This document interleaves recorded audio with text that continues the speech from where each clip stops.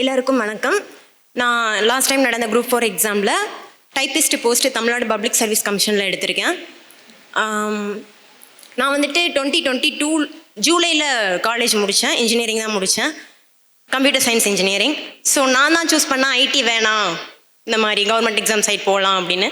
வீட்லேயும் சொன்னாங்க வேணாம் ஐடி வேணாம், இந்த மாதிரி ட்ரை பண்ணலாம் அப்படின்னு. இங்கே வந்த வாட்டி எல்லோரும் கேட்ட கொஷின், ஏன் இன்ஜினியரிங் எடுத்துகிட்டு இதுக்கு வந்தீங்க? அப்புறம் அதை தாண்டியும் வெளியே வந்துட்டு ஐடி போயிருக்கலாமே அப்படின்னு சொல்லியிருந்தாங்க. வேணாம், நம்ம வந்துட்டு இந்த சைட் போகலாம் அப்படின்னு. ஸோ நம்மளை மாதிரி ஆளுங்களுக்கு ஐடி சைட் போகிறதோ இல்லை வேறு எக்ஸாம்ஸ் வேறு எந்த ஒரு ஜாப் போய் சம்பாதிக்கிறது ஒரு பெரிய விஷயம் இல்லை.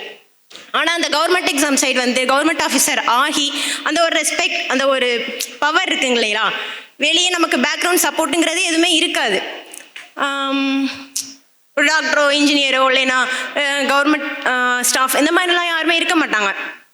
மிடில் கிளாஸில் நம்ம தான் ஃபஸ்ட் டைம் ஒரு கவர்மெண்ட் ஆஃபீஸர் ஆகிறோம் அப்படின்னா அந்த ஒரு பவரே, அந்த ஒரு சந்தோஷமே ஒரு வேறு மாதிரி இருக்கும். அதுக்காக தான் நம்ம இதை வந்து சூஸ் பண்ணி இல்லை நம்ம வந்துட்டு ஆனால் கவர்மெண்ட் ஆஃபீஸர் தான் ஆகணும் அப்படிங்கிறதுக்காக தான் நான் இங்கே வந்து படிக்க ஆரம்பித்தேன். 2022 வந்துட்டு நவம்பரில் இங்கே ஃபவுண்டேஷன் கோர்ஸ் போட்டாங்க. ஸோ ஃபஸ்ட்டு அகாடமி சூஸ் பண்ணுறதே ஒரு பெரிய இதாக இருந்துச்சு. காலேஜ் சூஸ் பண்ணுற மாதிரி எந்த அகாடமி சூஸ் பண்ணலாம், எங்கே போனால் நம்ம வந்துட்டு இதாகும் அப்படிங்கிற மாதிரி நிறைய சர்ச் பண்ணதில் ஓகே சுரேஷ் அகாடமி அப்போ தான் கரெக்டாக ஃபவுண்டேஷன் போட்டாங்க. சரி ஓகே இங்கே வந்து ஜாயின் பண்ணலாம் அப்படிங்கிற மாதிரி தான் வந்தேன். வரும்போது ஃபஸ்ட் எனக்கு டிஎன்பிஎஸ்சி பற்றி எனக்கு ஒன்றுமே தெரியாது, அப்படியே கண்ணை கட்டி காற்றுல விட்ட மாதிரி தான் இருந்துச்சு. இங்கே வந்து ஸ்டாஃப்ஸ் எல்லாருமே கொடுத்தது, அப்புறம் என் ஃப்ரெண்ட்ஸ் அவங்க எல்லாருமே கொடுத்த ஒரு இந்த மாதிரி தான் இருக்கும், இப்படியெல்லாம் படிக்கணும் அப்படின்னு சொல்லி படிக்க ஆரம்பித்து தான் இந்த குரூப் 4ல் நான் செலக்ட் ஆனேன். குரூப் 2வும் எழுதினேன். குரூப் 4 அளவுக்கு இருந்துக்கலாம் அப்படிங்கிற எண்ணம் வந்துட்டு இல்லை, அதை தாண்டியும் உங்களால் வந்துட்டு எழுத முடியும் அப்படிங்கிற ஒரு ஹோப் கொடுத்தது அகாடமி தான். ஸோ அதுக்கு நான் தேங்க்ஸ் சொல்லிக்கிறேன்.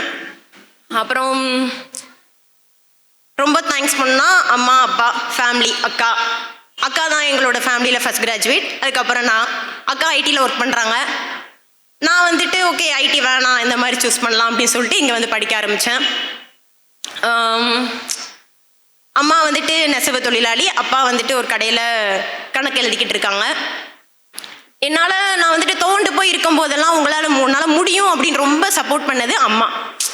ஏன்னா அப்பா சப்போர்ட் பண்ணாங்க, நிறைய சப்போர்ட் பண்ணாங்க. ஆனால் அவங்களோட சப்போர்ட் வந்து நமக்கு எது வரைக்கும்னா நீ படி அப்படிங்கிற வரைக்கும் தான் இருக்கும். அதை தாண்டி நமக்கு வந்துட்டு எந்த ஒரு வேலையும் செய்ய விடாமல் நம்ம ரொம்ப ஸ்ட்ரகிளாக இருக்கும் போதெல்லாம் நம்மளோட ஃபேஸை வச்சே கண்டுபிடிக்கிறது பார்த்தீங்கன்னா அம்மா தான். ஸோ அம்மா தான் வந்துட்டு ரொம்ப இதாக இருக்கும்போது இல்லை உன்னால் முடியும் நீ படி அப்படின்னு சொல்லிட்டு ரொம்ப சப்போர்ட்டாக இருந்தாங்க. ஸோ ரொம்ப தேங்க்ஸ் பண்ணிக்கிறேன். அப்புறம் அக்காவுக்கு ரொம்ப தேங்க்ஸ் பண்ணிக்கிறேன். அப்புறம் நான் வந்துட்டு அருப்புக்கோட்டையிலேருந்து தான் வந்தேன். 2 hours எனக்கு ட்ராவல்லே முடிஞ்சிடும். வரதுக்கும் போகிறதுக்கும் 4 hours எனக்கு ஆயிரும். ஸோ கோர்ஸ் மட்டும்தான் என்னால் இங்கே அட்டன் பண்ண முடிஞ்சு. டெஸ்ட் பேட்ச் இந்த மாதிரிலாம் என்னால் இங்கே டெய்லி வந்துட்டு போயிட்டு இருக்க முடியாது. அதுலேயே எனக்கு நிறைய டைம் போனனால வீட்டில் இருந்தே தான் படித்தேன்.